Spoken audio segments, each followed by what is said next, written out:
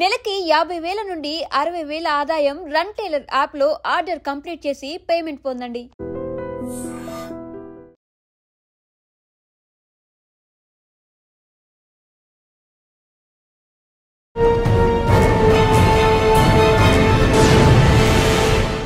Welcome to crime diaries. ఈ వారం మన guest 1995 batch police officer.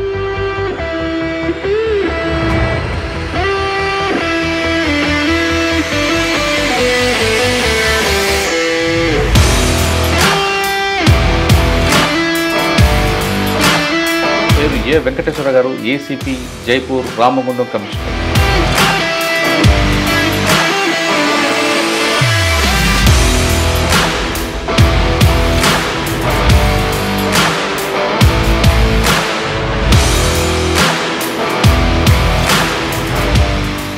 Jagtial అనగా నక్సల్స్ మూవ్మెంట్, మరోవైపు కోరుట్ల మైగ్రేట్ ఫార్మ్ లేబర్, ఈ రెండు ఇష్యూస్ ఎలా సార్ట్అవుట్ చేస్తారు? మేజర్ ప్రాబ్లం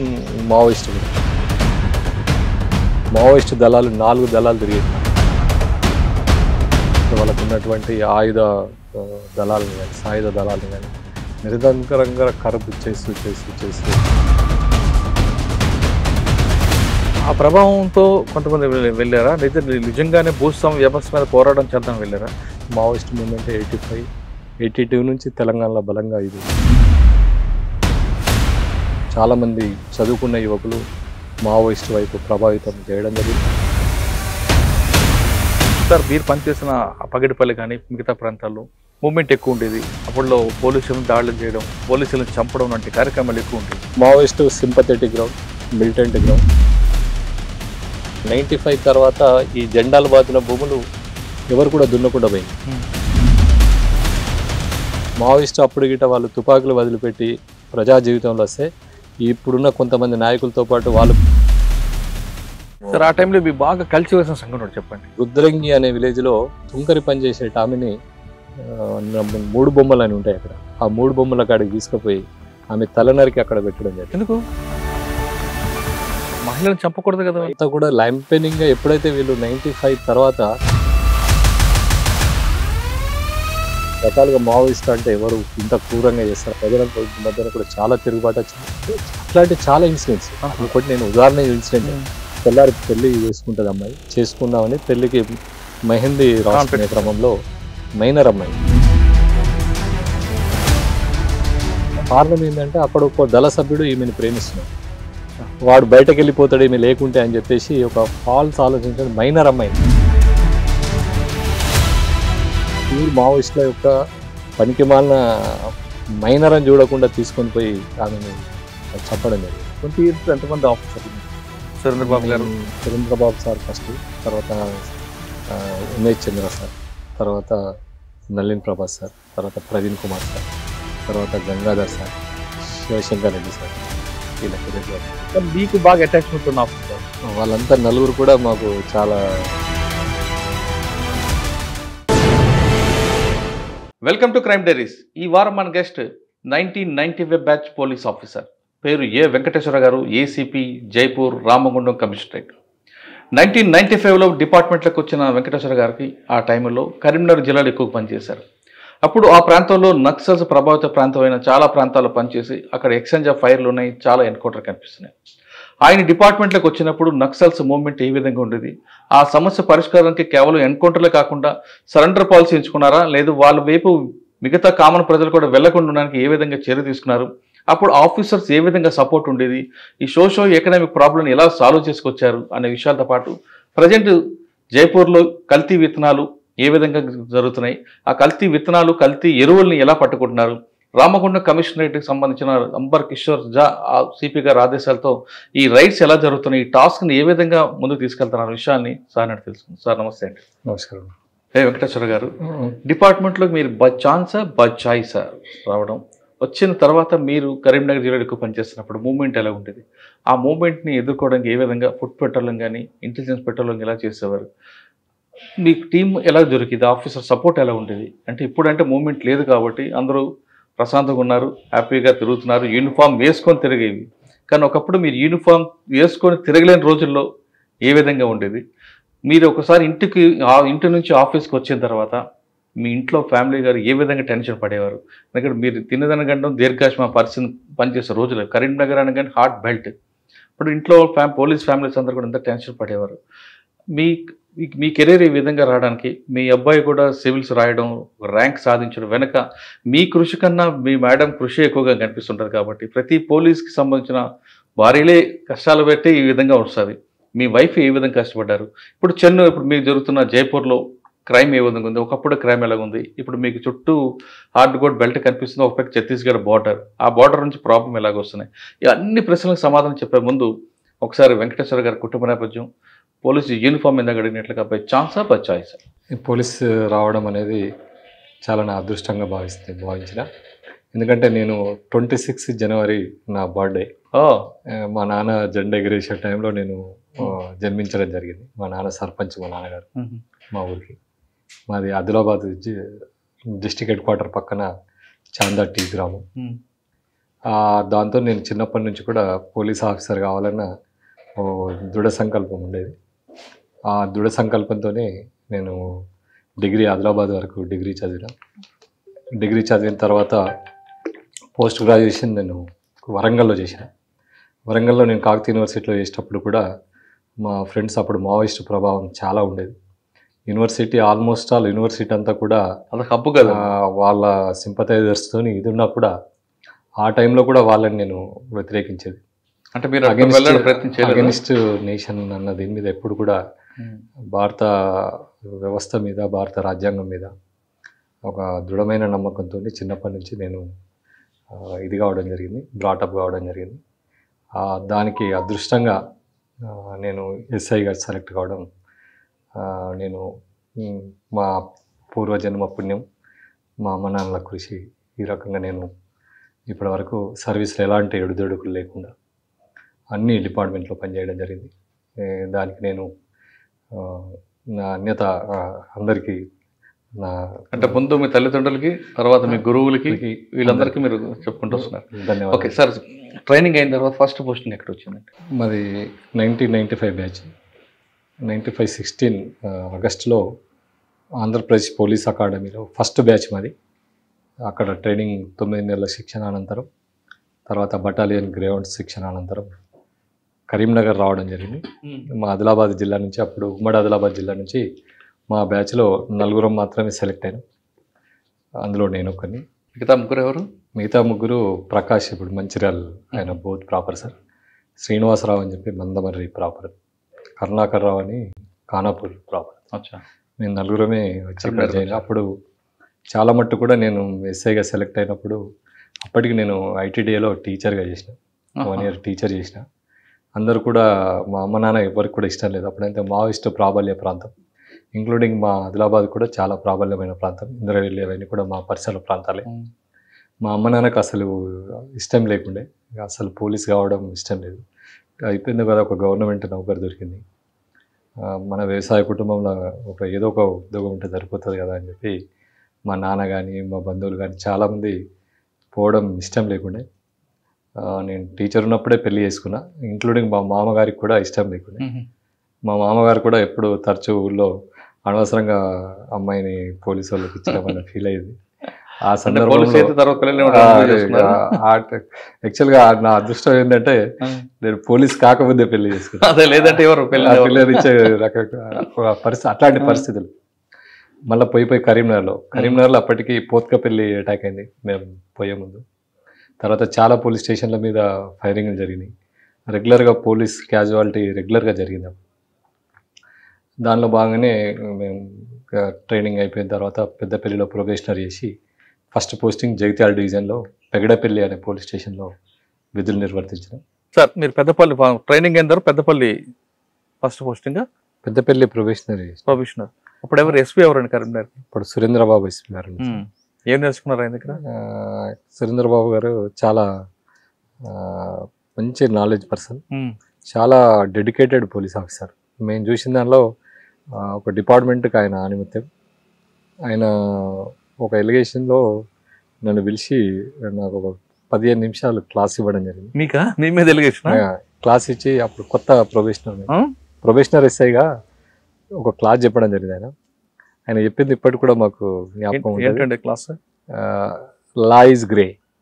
లా ఒక బూడిద రంగులో మన దగ్గర ఉంటుంది. It can be tune white, it turn dark. మన చేతిలో లా ఉన్నది.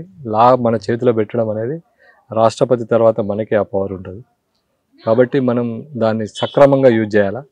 ఒక కేసుని 323గా మనం కేసు సెక్షన్ చేయొచ్చు. ఒక దెబ్బ తాకిన కేసుని, ఒక కొట్టిన కేసుని 324 కింద చేయొచ్చు. అదే కొట్టిన కేసుని 307 కూడా చేయొచ్చు. 302 కూడా చనిపోతుంది దెబ్బ తగిలితే. అట్లా లా అనేది మన చేతిలో, మనం అది applicable is the right way.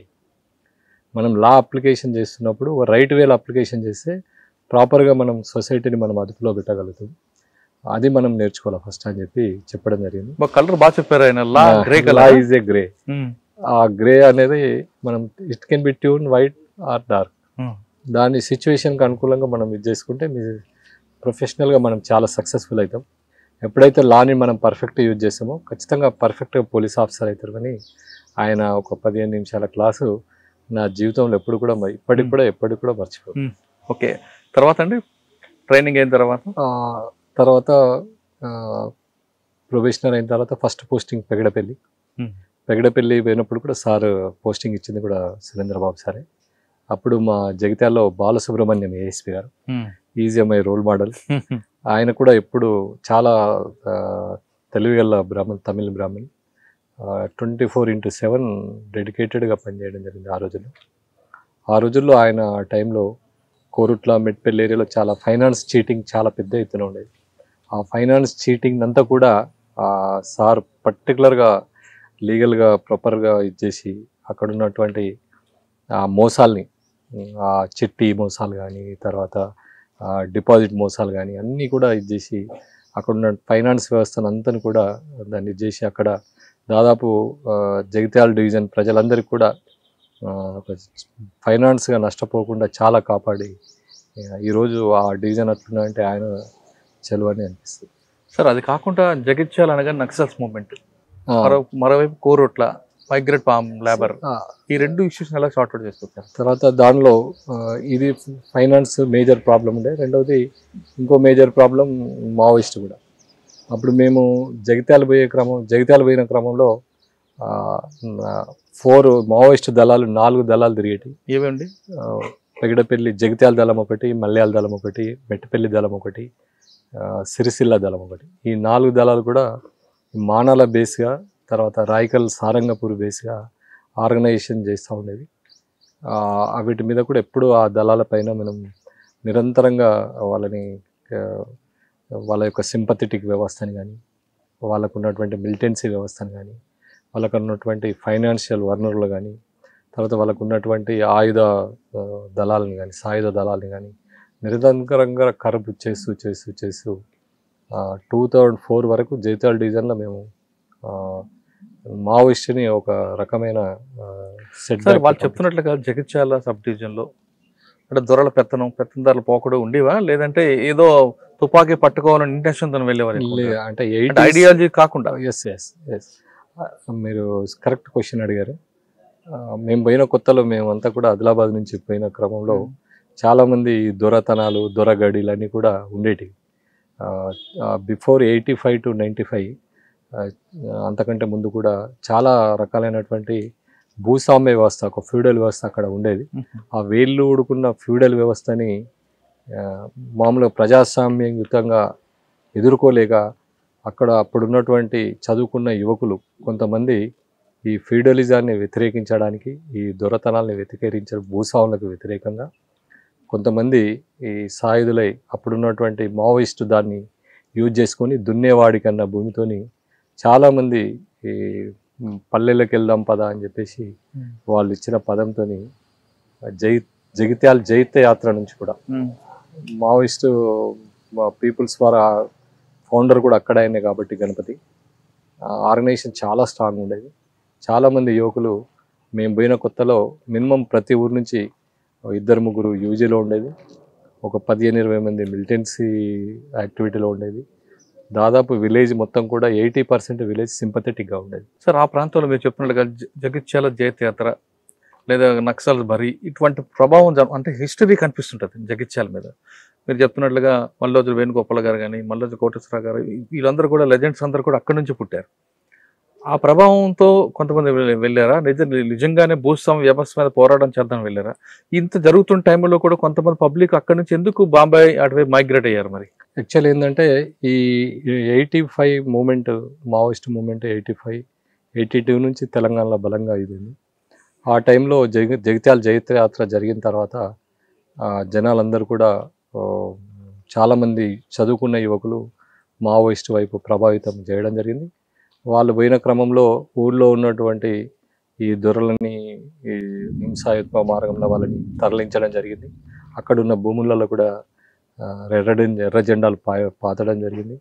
ఆ భూస్వాములు ఊళ్ళకి వెళ్ళిపోయిన తర్వాత అక్కడ ఉన్న జనాలంతా కూడా ఫ్రీడమ్గా మూమెంట్ వచ్చి ఆ భూములన్నీ కూడా వాళ్ళు దున్నుకొని దొర ఊళ్ళో లేకపోయేసరికి ఊళ్ళలో కూడా ఒక చైతన్యం, రాజకీయ చైతన్యం కానొచ్చు. మరి అటువంటి రాజకీయ చైతన్యం వచ్చిన పరిస్థితుల్లో కూడా కొంతమంది యువకులు బాంబే వెళ్ళడానికి వెనక ఉద్దేశం ఏంటనుకుంటారు? అక్కడ ఏంటంటే ఈ ఎస్ఆర్ఎస్పి కెనాల్ రాకముందు ఏంటంటే అక్కడ ఉన్న పరిస్థితి చాలా డ్రాట్ ఏరియా ఉండేది.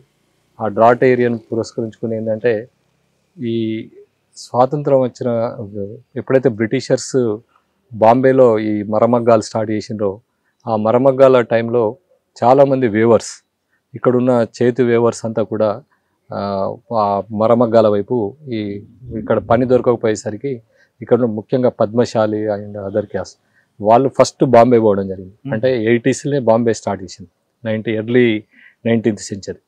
పోయిన తర్వాత వాళ్ళని చూసి అక్కడికి వెళ్ళి వాళ్ళు కొంతమంది దుబాయ్ బూస్టప్ 70లో బూస్టప్ వచ్చుడితోని ఆ బాంబే మైగ్రేటెడ్ అయిన కొంతమంది దుబాయ్ పోవడం జరిగింది. దుబాయ్ స్టార్ట్ ఇది మెయిన్ కారణం ఏంటంటే ఎప్పుడైతే ఈ మరమగ్గాలు ఇక్కడ మన చేనేత ఇక్కడ కుదుటపడ్డదో ఆ బ్రిటిషర్ టైంలో చాలా మంది పద్మశాలి వేవర్స్ అంతా కూడా అక్కడికి మైగ్రేట్గా సిరిసిల్ల కానీ జగిత్యాల కానీ చుట్టుపక్కల ప్రాంతాలు కానీ వాళ్ళు దుబాయ్ బూస్టప్ 70-75లో దుబాయ్ ఏరియా పెట్రోల్ పడడం, ఈ క్రూడ్ ఆయిల్ అదంతా పెట్టిన తర్వాత డెవలప్మెంట్ ఇదైన తర్వాత వాళ్ళంతా దుబాయ్ పోయిన తర్వాత వాళ్ళని చూసి మిగతా క్యాస్ట్ వాళ్ళు కూడా వాళ్ళు దుబాయ్ పోవడం, ఇక్కడ అక్కడ ఏజెంట్ వ్యవస్థ ఏర్పడడం, ఇదంతా కూడా చాలా మంది విలేజ్కి 100 నుంచి 200 మంది ఖచ్చితంగా అక్కడ మైగ్రేట్ అయ్యారు. సార్ మూమెంట్ ఉన్న టైంలో కొంతమంది వాళ్ళకి భయపడి గ్రామాలు విడిచిపెట్టి హైదరాబాద్ తలదాచుకున్నారనేది వాస్తవం. అప్పుడు చాలా మట్టుకు ఏంటంటే మావోయిస్ట్ ప్రభావిత ప్రాంతాల్లో ఎవరైతే భూస్వాములు ఉన్నారో వాళ్ళంతా కూడా ఫైనాన్షియల్గా అంత సౌండ్ ఉన్న పర్సన్స్ వాళ్ళంతా పోయి నియరెస్ట్ టౌన్స్ జగిత్యాల కానీ సిరిసిల్ల కానీ కరీంనగర్ కానీ హైదరాబాద్ కానీ వాళ్ళు భూస్వాములంతా అక్కడికి పోయిన తర్వాత అక్కడ కొత్త సిస్టమ్ స్టార్ట్ చేసింది. అప్పుడే పుట్టిన ఈ ఫైనాన్స్ వ్యవస్థ కూడా అందులో ఒక భాగం. అలాంటి పోయిన వ్యక్తులే కొంతమంది ఈ ఫైనాన్స్ వ్యవస్థని పుట్టియడం జరిగింది. అట్లా పోయిన తర్వాత కొన్ని వ్యాపారాలలో తర్వాత ఎడ్యుకేషన్ పరంగా పిల్లల ఎడ్యుకేషన్ పరంగా చాలా రకాలైనటువంటి అవకాశాలు వచ్చినాయి. వాళ్ళు విలేజ్ విడిచి వెళ్ళిన తర్వాత చాలా రకాలైనటువంటి పెట్టుబడిదారులు, చాలా రకాలైనటువంటి ఎంటర్ప్రైనర్స్గా తయారైంది. చాలామంది ఆ రకం కూడా వాళ్ళు బాగుపడ్డారు. తర్వాత ఈ విలేజ్లో కూడా చాలా క్యాస్ట్లు భూములు దున్నుకొని వీళ్ళు కూడా పనికొచ్చింది. అప్పుడు ఆ moment 85 to 95 is the okay. అంటే దానివల్లే కొంత ప్రయోజనం జరిగింది, సామాజిక మార్పు తర్వాత ఆర్థిక మార్పు జరిగింది. సార్ మీరు పనిచేసిన పగిడిపల్లి కానీ మిగతా ప్రాంతాల్లో మూమెంట్ ఎక్కువ ఉండేది. అప్పుడులో పోలీసులను దాడులు చేయడం లేదా పోలీసులను చంపడం వంటి కార్యక్రమాలు ఎక్కువ ఉండేవి. అవి ఎలా మీరు ఎదుర్కొంటూ వచ్చేవారు? యూనిఫామ్ లేకుండా వెళ్ళే రోజులు అప్పుడు? యాక్చువల్ ఏంటంటే మేము చెప్పాను కదా, ఈ triangle first Maoist sympathetic ground, militant ground, సాయుధ దళం, ఈ మూడు ఉండేవి. ఈ మూడుని కూడా మనం ఏంటంటే ఫస్ట్ సింపథెటిక్ గ్రౌండ్ని చాలా మనం తగ్గించడానికి చాలా రకాల ప్రయత్నాలు చేసాం. అప్పుడు మా ఊరికి రండి అనే ప్రోగ్రామ్ కానీ తర్వాత విలేజ్లో టోర్నమెంట్స్ కానీ గైడెన్స్ సెల్ ఒకటి మేము ప్రతిదానికి విలేజ్లో గైడ్ చేసేది. ప్రతి విషయంలో కూడా విలేజ్ని మనం రెగ్యులర్గా టచ్ చేస్తూ ఉండేది. ఆ సింపథెటిక్ గ్రౌండ్ 95 తర్వాత ఈ జెండాలు బాతిన భూములు ఎవరు కూడా దున్నకుండా పోయినాయి. జనాలు కూడా మావోయిస్టు మరి ఉండి ఏం చేస్తున్నారు, వాళ్ళ ఏదైతే గోల్ 95 వరకే అయిపోయింది. వాళ్ళు ఆఫ్టర్ 95 వాళ్ళు చేసే రాజకీయం అంతా కూడా జనాలకు ఎక్కడ అక్కర్రాదు. 2004లో ఒక అవకాశం వచ్చింది. మావోయిస్టు అప్పుడు గిట వాళ్ళు తుపాకులు వదిలిపెట్టి ప్రజా జీవితంలో వస్తే ఇప్పుడున్న కొంతమంది నాయకులతో పాటు వాళ్ళు కూడా మంచి నాయకులు అయ్యేటోళ్ళు, దేశానికి చాలా ప్రయోజనం కూడా జరిగింది. లైక్ మీరు చూస్తున్నారు కొంతమంది నాయకులు. ఇప్పుడు పరిస్థితి మావోయిస్టులు ఈ రోజు ఆ పరిస్థితి ఎదుర్కొంటున్నారంటే ఆ రోజు ఆ పరిస్థితిని వాళ్ళు సద్వినియోగం చేసుకోకపోవడం. అంటే 95 నుంచి 2004 మధ్యలో సరిగ్గా వాళ్ళ లైన్ మార్చుకోలే. 95 వరకు వాళ్ళు అనుసరించిన మార్గం కొంత మనం దాన్ని యాక్సెప్ట్ చేయొచ్చు. కానీ 95 తర్వాత వాళ్ళ సిద్ధాంతం అనేది ఇండియా డెవలప్ కావడం, మైగ్రేషన్ పెరగడం, ఎడ్యుకేషన్ పెరగడం, గవర్నమెంట్ పథకాలన్నీ కూడా గ్రౌండ్ లెవెల్ ఇది కావడం, కమ్యూనికేషన్ వ్యవస్థ పెరగడం, ట్రాన్స్పోర్టేషన్ వ్యవస్థ పెరగడం, దీన్ని వాళ్ళు అర్థం చేసుకోలేకపోయారు. ఇంకా ఫ్యూడలిజం అనుకుంటా వాళ్ళంతా. అంటే 94-95 తర్వాత వాళ్ళ లైన్ కొత్త లైన్ రాలేదు, కొత్త లైన్, పాత లైన్ లోనే వాళ్ళగా ఉన్నారు కాబట్టి ప్రజాబలం తగ్గిపోయింది. ప్రజాబలం తగ్గిపోయిన తర్వాత ఉన్న మావోయిస్ట్ ఏంటంటే ప్రతి ఒక్కరిని శత్రువుగా భావించడం. వాళ్ళు ఏదైతే భూస్వాములకు వ్యతిరేకంగా పోరాటం స్టార్ట్ చేసినటువంటి మావోయిస్టులు ఒక విలేజ్లో ఉన్న ఒక సుంకరిని, విలేజ్లో ఉన్నటువంటి ఒక దళిత బహుజనుని, విలేజ్లో ఉన్నటువంటి ఏదో పోలీస్ ఇన్ఫార్మర్ అని చెప్పి వాళ్ళ సిద్ధాంతాలకు నడవట్లేదని చెప్పి వాళ్ళ అడుగులకు మడుగులొత్తలేదని చెప్పి చాలా దారుణంగా మాకన్నా ముందని చంపడం జరిగింది. చాలా దాన్ని మేము వ్యతిరేకించేది అప్పుడు. ఆ టైంలో బాగా కల్చివేసిన సంఘటన చెప్పండి. కల్చివేషన్ ఒక వ్యక్తిని చంపడం, లేదంటే రాజకీయ నాయకులను టార్గెట్ చేసి హత్య చేయడం, కిడ్నాప్ చేయడం, బ్లాస్టింగ్ చేయడం. ఒక రుద్రంగి అనే విలేజ్లో మేము ఇది చేస్తున్నప్పుడు నిజంగా కూడా ఏంటంటే పాపం ఒక లేడీ సుంకరి అంటే ఊళ్ళో చిన్న సుంకరి పనిచేసే ఆమెని 3 బొమ్మలు అని ఉంటాయి అక్కడ. ఆ 3 బొమ్మల కాడికి తీసుకుపోయి ఆమె తలనరికి అక్కడ పెట్టడం జరిగింది. ఇన్ఫార్మర్ పోలీస్కు సపోర్ట్ చేస్తుంది. అది చాలా మహిళను చంపకూడదు కదా, మహిళ అని లేకుండా సిద్ధాంతంలో మహిళను చంపకూడదు. అదే కదా, ఇప్పుడు వాళ్ళంతా కూడా ల్యాంపెనింగ్ గా ఎప్పుడైతే వీళ్ళు 95 తర్వాత ఈ ల్యాంపెన్ మూమెంట్ ఎప్పుడైతే స్టార్ట్ అయిందో అప్పుడు వాళ్ళ పతనం, రాజకీయ సిద్ధాంతాన్ని పక్కకు పెట్టిన క్రమంలో వాళ్ళకు ఈ రోజు ఆ పరిస్థితి ఏర్పడడం జరిగింది. చంపి తలని పెడతారా? తలని చంపి అక్కడ 3 బొమ్మలు, గాంధీ నెహ్రూ బొమ్మలు ఉంటాయి కదా, ఆ బొమ్మల కాడ పెడతారు. అంటే ఎవరైనా పోలీస్ అయితే ఈ విధంగా పనిష్మెంట్ ఉంటుంది. పెద్ద ఎత్తున ప్రొపగండా చేసి అప్పుడు చాలా రకాలుగా మావోయిస్ట్ అంటే ఎవరు ఇంత క్రూరంగా చేస్తారు, ప్రజల మధ్యన కూడా చాలా తిరుగుబాటు వచ్చింది. అంటే బహుశా ఆ ఇన్సిడెంట్ వాళ్ళకు బ్యాడ్ అయిందేమో.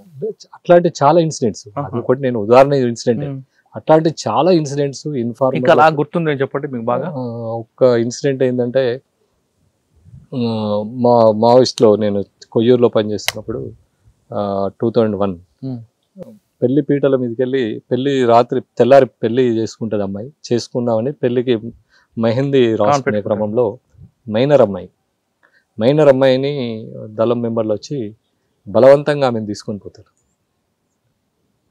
తెల్లారి పెళ్లి, దాని మీద కూడా మేము తీసుకెళ్ళి ఏం చేస్తారంటే దళంలో తిప్పుకోవడానికి కారణం ఏంటంటే అక్కడ ఒక దళ సభ్యుడు ఈమెను ప్రేమిస్తున్నాడు, వాడు బయటకు వెళ్ళిపోతాడు ఈమె లేకుంటే అని చెప్పేసి ఒక ఫాల్స్ ఆలోచించాడు. మైనర్ అమ్మాయిని దళ సభ్యుడి కోసం అమ్మాయిని తీసుకొని పోయింది. అప్పుడు ఉన్నటువంటి అక్కడ శ్రీకాంత్ అని చెప్పి దళ కమాండర్, ధర్మల మల్లికార్జున అనే కాదు. మేము దాని మీద చాలా వ్యతిరేకించినాం. అమ్మాయిని ఎంత దారుణం అంటే అది తీసుకుపోయి మేము ప్రెస్ మీట్ ఇచ్చినాం. అప్పుడు ఆర్డీఓ విలేజర్స్ అంతా కూడా పెద్ద ఎత్తున ర్యాలీ తీసి నంతిన్లో ఆర్డీఓ రిప్రజెంటేషన్ చేయడం కూడా జరిగింది. జస్ట్ దాని తర్వాత 2 daysకే ఆ అమ్మాయి ఒక ఎన్కౌంటర్లో చనిపోతుంది మాదేవపురి. అయ్యో, అది ప్యూర్ మావోయిస్టుల యొక్క పనికి మాలిన మైనర్ అని చూడకుండా తీసుకొని పోయి ఆమెని చంపడం జరిగింది, చనిపోవడం జరిగింది. వాళ్ళే కారణం. మైనర్ అమ్మాయిని తీసుకుపోవడం, పెళ్లి పీటల మీదకి వెళ్ళి ఆ తండ్రి అప్పటికి ఒక 50,000 ఆ ఏరియాలో 50,000 ఖర్చు చేయడం అంటే పెద్ద గగనం కాటారం ఏరియాలో. అట్లా అదొక సంఘటన. తర్వాత ఇంకా చాలా చోట్ల కూడా పనికి మాలిన దీంతో ఏదో విలేజ్ కక్షలను, విలేజ్ రాజకీయాలని దృష్టిలో పెట్టుకొని ఎవరు మిలిటెంట్ల మీద వాళ్ళకున్న ఇన్ఫర్మేషన్ నెట్వర్క్ ఏదైతే ఉండదో అంతా ల్యాంపెనింగ్ని విలేజ్లలో ఎంకరేజ్ చేస్తే వాళ్ళు వచ్చి ఎవరి మీనో చెప్పి మంచి ప్రజాప్రతినిధి ఊళ్ళో మంచి పేరున్న వ్యక్తులనే చంపేసేది. ఏంది అంటే అక్కడ ఉన్నటువంటి విలేజ్లో ఉన్నటువంటి లంపెన్ మిలిటెంట్ గ్రూపు మాటలిని ఆ రకంగా ఇది చేసిండ్రు. అట్లా చాలా మా అనుభవంగా చాలా చూసినాం. బాపురెడ్డి అని చెప్పి మాదేపూర్లో చాలా మంచి నాయకుడు ఆయనను కూడా చంపడం జరిగింది. తర్వాత 2001లో పర్కాల్, నేను కమలాపూర్లో పనిచేసిన పర్కాల్లో సుందరయ్య అని ఒక డాక్టర్, చాలా మంచి డాక్టర్ ఆయన. ఆయనను కూడా చంపడం. ఎందుకు చంపిర్రు అని ఒక నేరెళ్ళ రవికుమార్ అనే ఆయనని మేము అడిగితే, ప్రజాస్వామ్యంలో మంచి వ్యక్తులు ఉండద్దు, ప్రజాస్వామ్యంలో లంపెన్గాళ్ళు ఉంటే ప్రజలంతా మా వైపు వస్తారని మేము చంపినామని. అప్పుడులో దుద్దర మన శ్రీధర్ బాబు గారు మంత్రి గారు తండ్రి కూడా చనిపోవడం. ఆయన కూడా మంచి నాయకుడు, మంచి ప్రజలలో పాపం పేద ప్రజలకు ఆ ఏరియాలో పెద్ద దిక్కుగా ఉండేది. ఆయనను కూడా తీసుకుపోయిన క్రమంలో మేము అదే ఏరియాలో పనిచేసినాం. అసలు ఆ రోజు ఏం జరిగిందండి? ఏదో మాట్లాడదామని చెప్పి తీసుకొని పోయి చంపడం. పూర్వపరాలన్నీ కూడా మాకు అంతగా తెలియదు సార్. ఆ ప్రాంతంలో మీరు పనిచేస్తున్న టైంలో మీరు మావోయిస్టులు అంటే నక్సల్ చేస్తున్న అరాచకాలు చెప్పుకొచ్చారు. ఇంకా మీ వైపు నుంచి ఏ విధంగా కోంబింగ్ ఉండేది? మీరు ఏ విధంగా అంటే అటు మావోయిస్టులు సపోర్ట్ చేస్తున్నారని ఇన్ఫార్మ్లు ఎవరైతే కోవట్టు ఉన్నారని ఇన్ఫార్మ్ వాళ్ళని తీసుకెళ్ళి అంటే అన్నలకు అన్నం పెట్టారని నెపంతో కూడా చాలా మంది తీసుకెళ్లి కేసులు పెట్టి రిమాండ్ చేశారు. మేము పోయిన 95 కొత్తలో ఉండేది. మా సురేంద్రబాబు ఎస్పీ గారు కానీ, మా ఉమేష్ చంద్ర సార్ కానీ, మా ప్రవీణ్ కుమార్ సార్ టైంలో కానీ మేము చాలా రకాలుగా ఈ ఏదైతే మీరు అన్నది ఉన్నది చూడు, తీసుకుపోయి కొట్టడం, థర్డ్ డిగ్రీ ఉపయోగించడం కానీ, లేదంటే ఏదో రికార్డ్ పర్పస్గా వాళ్ళని చేసి ఎన్కౌంటర్ చేయడం కానీ, అవన్నీ కూడా ఆల్మోస్ట్ ఆల్ స్టాప్ చేసి 95 వరకు జరిగేది. అది కొద్దిగా ఉండేది కావచ్చు. అంటే వాళ్ళ అన్నలకు అన్నం పెట్టారని వాళ్ళ మీద వైలెన్స్ ని న్యూట్రలైజ్ చేయడానికి ఇంకో వైలెన్స్ జరిగేది కావచ్చు. కానీ ఆఫ్టర్ 95 చాలా రకాలుగా పోలీసు మావోయిస్ట్ పోవడానికి తెలంగాణ పోలీసు చేయని ప్రయత్నం లేదు. సార్ మీరు ఆ టైంలో చాలా ఎక్స్చేంజ్ ఆఫ్ ఫైర్లు చేశారు. ఫస్ట్ ఎక్స్చేంజ్ ఆఫ్ ఫైర్ ఎక్కడ జరిగింది? Combing exchange of fire Manala అడవులలో ఫస్ట్ ఎక్స్చేంజ్ ఆఫ్ ఫైర్ చేసినాం.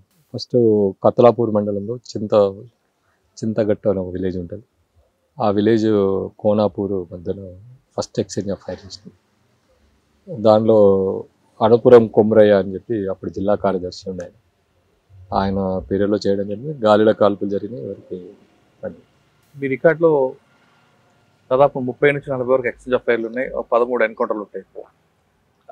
మీ సిచ్యువేషన్ తగ్గట్టు మీరు హ్యాండిల్ చేసి ఉండొచ్చు కాదన్ను, కానీ మీకు ఒక మనసు ఉంది కాబట్టి అరే అన్యాయంగా చచ్చిపోయారా అని ఫీల్ అయ్యే సంఘటన జరిగింది అనిపించేది కదా. వాళ్ళంతా కూడా మన సమాజంలో సభ్యులు, మన వాళ్ళే కదా, మన వాళ్ళే. నీకు ఒక ఉదాహరణ చెప్తా. రాజారాం అని చెప్పి హన్మకొండ జంట నగరాల కార్యదర్శి. ఆ పిల్లోడు నా రూమ్ పక్కన ఉండేది. నేను ఎంఏ ఎకనామిక్స్, ఎంఏ కామర్స్. ఆ పిల్లోడు ఆయన నక్సలైట్ అని నాకు తెలియదు, కానీ ఆయన almost all Maoist RSU organiser. ఆయన జంట నగరాల కార్యదర్శిగా చనిపోయినప్పుడు చాలా బాధపడాల్సి వచ్చింది. రెగ్యులర్గా మేము బయాజ్ చేసేది, ఎందుకు అన్న మావోయిజంతో మీరు ఏం సాధించాలనుకుంటున్న దాని మీద, సమాజంలో మీరు ఏం కోరుతున్నారు అన్న మీద, వైలెన్స్ అనేది భారత సమాజానికి పనికిరాదన్న దాని మీద చాలా బయాజ్ చేసేది. ఆయన చనిపోయినప్పుడు మాత్రం చాలా బాధపడ్డాడు.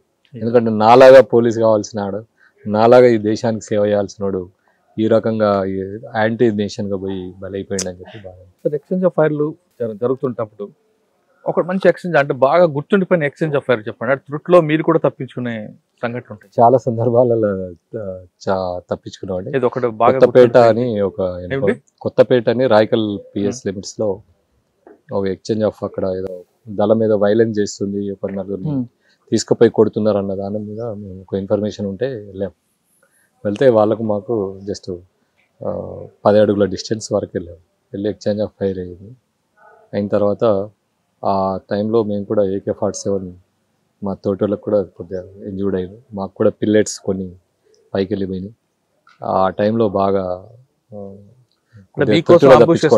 తుడుపులో తప్పించుకున్నాం. తర్వాత మాదేపూర్ ఏరియాలో చాలాసార్లు వాళ్ళ అంబుష్కి వెళ్ళి రెడ్డిపల్లి కానీ, కనకనూరులో కానీ, రెడ్డిపల్లిలో కానీ చాలా సందర్భాలలో మాదేపూర్ ఏరియాలో చాలా ఎక్స్చేంజ్ ఆఫ్ ఫైర్లు. తర్వాత నిజామాబాద్ బార్డర్ మానాలలో కూడా ఒకసారి first people's guerrilla army first PLGA పుట్టింది. ఫస్ట్ ఎక్స్చేంజ్ ఆఫ్ ఫైర్ మేము చేసినాం. దానిలో 70 క్లామోర్ మైన్స్ అయినాయి. మా మీద కిలోమీటర్ పొడుగా అంబుష్ చేసింది. లక్ ఏంటంటే మేము ఆ వైపు ఆ రూట్లో వెళ్ళకుండా వాళ్ళ కౌంటర్ రూట్లో వెళ్ళి ఎక్స్చేంజ్ ఆఫ్ ఫైర్ చేసినాం. మేము చేసిన ఎక్స్చేంజ్ ఆఫ్ ఫైర్తో ఆవల మానాల నిజామాబాద్కి పోయి అక్కడ ఒక 7 మహిళలు ఎన్కౌంటర్ అయ్యారు. సార్ ఆ మానాల ఎన్కౌంటర్ గురించి చెప్పండి. ఒక కేస్ స్టడీగా ఉండిపోయింది. ఇప్పుడు మానాల ఎన్కౌంటర్ నేను సార్ పెద్దపల్లి తర్వాత ఎక్కడికి వచ్చారు? పగిడిపల్లి తర్వాత రాయకల్లో 3 years చేశాను సార్. తర్వాత కతలాపూర్ వెళ్ళాను సార్. తర్వాత మెట్పల్లి చేశాను. జైతాల్ డివిజన్లో 6 పోలీస్ స్టేషన్ చేశాను సార్. తర్వాత జగిత్యాల ఇట్లా గోదావరిఖని డివిజన్లో కొయ్యూరు చేశాను సార్. అప్పుడు కొయ్యూరు ఎన్కౌంటర్ జరిగింది. ఆ ఎన్కౌంటర్ తర్వాత నేను వెళ్ళాను అక్కడికి. అచ్చా, కొయ్యూరు ఎన్కౌంటర్ గురించి చెప్పండి. కొయ్యూరు ఎన్కౌంటర్లో శీలం నరేష్ అని చెప్పి నల్ల ఆదిరెడ్డి, శీలం నరేష్ చాలా ఇంపార్టెంట్ క్యాడర్ వాళ్ళు. ఆ ఎన్కౌంటర్లో వాళ్ళు అక్కడ కొయ్యూరులో జెండా బెంగళూరు తీసుకొచ్చి ఇక్కడ ఎన్కౌంటర్ చేశారంట, వాస్తవం? ఆ విషయం తెలియదు. ఆ ఎన్కౌంటర్ తర్వాత నేను అక్కడికి వెళ్ళాను. సార్, మీరు కరీంనగర్లో ఎంతకాలం పనిచేస్తుంటారు? 20 years. 20 years అంటే ఎస్ఐ సిఏ అక్కడే? ఎస్ఐ సిఐ అక్కడే. ఓకే. 20 yearsలో ఎంతమంది ఆఫీసర్లు మీకు?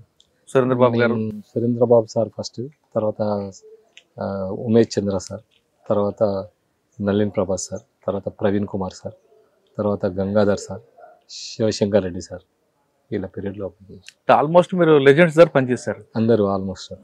వీళ్ళందరి దగ్గర మీకు బాగా నచ్చిన ఆఫీసర్ ఎవరు? అంటే ఒక్కొక్కటి పర్సెప్షన్ ఒకలా ఉంటుంది, అందరినీ ఒకలా చేయలేం, కానీ మీకు బాగా అటాచ్మెంట్ ఉన్న ఆఫీసర్ ఎవరు? వాళ్ళంతా నలుగురు కూడా మాకు చాలా అటాచ్మెంట్లో ఉన్న ఆఫీసర్లే. సురేంద్రబాబు సార్ ఇప్పుడు పోయినా కూడా మమ్మల్ని గుర్తుపెట్టి ఆదరిస్తారు. నళిన్ ప్రభాస్ సార్ కూడా చాలా ఇప్పటికి కూడా మొన్న డీజీ అయినప్పుడు కూడా మాట్లాడడం జరిగింది. నళిన్ ప్రభాస్ గారు కేవలం మిమ్మల్ని ఎందుకు బాగా లైక్ చేశారు? అంటే అక్కడ చేస్తున్నారు కూడా చాలా మందితోని అట్రాక్షన్ ఉండదు. నేను ఒక ఎన్కౌంటర్లో సార్ ఏం చెప్పిందంటే, గుడ్ వర్క్ ఎవరైనా చేస్తే మా ఇంటికి తీసుకెళ్తా అని చెప్తే ఫస్ట్ నేనే చేసినది. ఏం చేశారు? కొత్తపేట ఎన్కౌంటర్. ఏదండి? కొత్తపేట అని విలేజ్లో మా జగిత్యాల దళంతో స్పెషల్ యాక్షన్ టీం వాళ్ళది. ఆ యాక్షన్ టీంని నేను ఇది చేశాను సార్. దానికి ఇదే సార్ మా ఫ్యామిలీతో సహా మేము కులు మనాలికి తీసుకెళ్ళిండు. అక్కడ 15 రోజులు మేము కులు మనాలిలో సార్ ఇంటి దగ్గరనే ఉన్నాం. అప్పటి నుంచి సార్తో బాగా అటాచ్మెంట్, ఆ రోల్ మోడల్ కూడా. మీకు నళిన్ ప్రభాస్ గారు అంటే బాగా బాగా. ఓకే సార్, ఇప్పుడు మీరు కొయ్యూరు కరీంనగర్ పనిచేసిన టైంలో మీకు మంచి వర్క్ చేస్తే మిమ్మల్ని తీసుకెళ్ళి కులుమలను చూపిస్తున్నారు, చేసి పెట్టారు. కానీ అప్పటికే మీకు టీచర్ అని చెప్పి మీ మామగారు మీ వాళ్ళ అమ్మాయిని ఇచ్చారు. కానీ కరీంనగర్ వచ్చాక మీరు పోలీస్ ఆఫీసర్ అయ్యారు. ఎప్పుడు ఆ మేడం ఫీల్ అవ్వలేదా, భయపడలేదా? ఎందుకంటే ఆ టైంలో చాలా దినదిన గండమే కదా, అప్పుడు చాలా పరిస్థితులు బయటకు వెళ్ళారంటే ఇంటికి వస్తారా? ఎగ్జాక్ట్లీ. చాలా మట్టుకు ఏంటంటే మా ఇంటికి ఎవరు మా అమ్మ నాన్న కానీ మా అత్త మామ వచ్చినా ఒక 2 days ఉండేది, 3 days ఏడ్చుకుంటా పోయేది. అనవసరంగా వీడు ఈ డ్యూటీ ఒకటే. ఎందుకంటే మేము ఇంటి దగ్గర మాకు ఒక 20-25 ఎకరాల వ్యవసాయం, మంచి అంతా ఆనందంగా ఉండే రోజులే. ఇవన్నీ చూసి వాళ్ళకు, మా ఆదిలాబాద్ వెనుకబడిన ప్రాంతం కాబట్టి ఇదంతా సిచ్యువేషన్ అంతా చూసిన తర్వాత వీడికి ఎప్పుడు ఏమవుతుంది అన్న భయంలో పాపం ఇప్పుడు కూడా వచ్చిన ప్రతిసారి ఏడ్చేది. మళ్ళీ మావిడైతే, మా పిల్లలు కానీ మావిడ కానీ, నేను తుపాకీ పట్టుకొని బయటకు వెళ్ళిన ప్రతిసారి కూడా ఇంట్లో నిద్రపోకుండా వెయిట్ చేస్తూ ఉండేది. ఏది చిన్న టీవీలో స్క్రోలింగ్ కానీ వార్తలు వచ్చినా కూడా కళ్ళకి నీళ్ళు పెట్టుకొని, అప్పుడు ఫోన్ సౌకర్యాలు ఏమి ఉండేవి కావు. సెట్లో ఏదైనా ఉన్నదని తెలుసుకొని అరే సేఫ్ అని చెప్పి అట్లా అనుకున్న రోజులు చాలా ఉంది. సార్, మీ జర్నీ కంప్లీట్లో మీ మేడం రోల్ ఏంటండి? ఈరోజు సక్సెస్ వెనక అంటే మీరే కాదు, పోలీస్ ఆఫీసర్ ప్రతి సక్సెస్ వెనక ఆవిడే ఉంటారు. ఎగ్జాక్ట్లీ. ఇన్స్పెక్టర్ గారు కానీ, కానిస్టేబుల్ కానీ, ఎస్ఐ కానీ, ఐపీఎస్ ఆఫీసర్ జనరల్ ఏముంటారు వాళ్ళ భార్యలే. వాస్తవం సార్. విషయం ఏంటంటే మాకు పర్సనల్ లైఫ్ తక్కువ ఉండదు, ప్రొఫెషనల్ లైఫే ఉంటుంది. పర్సనల్ లైఫ్ అంతా కూడా మా వైఫ్ సొసైటీ కోసం, పిల్లల ఎడ్యుకేషన్ కానీ, మీ ప్రొఫెషనల్ అంతా కూడా సొసైటీకే ఉంటుంది. మా భార్య పిల్లలంతా కూడా ఎప్పుడు మా మిస్సెసే, ఆడవాళ్ళే మొత్తం పిల్లల చదువులు కానీ, వాళ్ళ ఎడ్యుకేషన్ కానీ, హెల్త్ కానీ, వాళ్ళ బాగోగులన్నీ కూడా ఆవిడే. అంటే అమ్మాయినా నానైనా ఆవిడే, అన్ని వాళ్ళే. ఇది అందరూ అంటే ఆల్రెడీ మీరు అన్నట్టు కానిస్టేబుల్ టు డీజీ వరకు కూడా this is the same situation. కానీ ఇప్పుడు కూడా మీకు ఆవిడ బాధపడలేదా?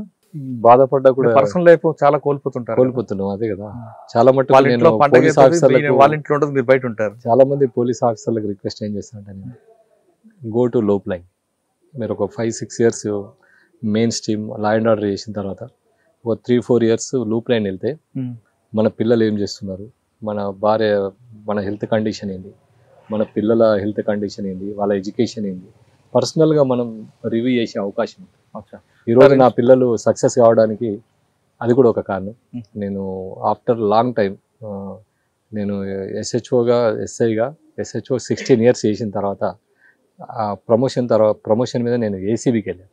ఏసీబీ పిల్లల ఎడ్యుకేషన్ గురించి, హెల్త్ పర్పస్గా పిల్లల దీని ప్రకారంగా 5.5 years నేను ఏసీబీలో కూడా పనిచేయడం జరిగింది. ఎక్కడ కరీంనగర్ నిజామాబాద్ ఏసీ చేసిన తర్వాత అప్పుడు నా పిల్లలు intermediate 10th high school line వచ్చే వరకు high school standard intermediate standard మా పిల్లలు ఇద్దరిని దగ్గరుండి చదివించడం జరిగింది.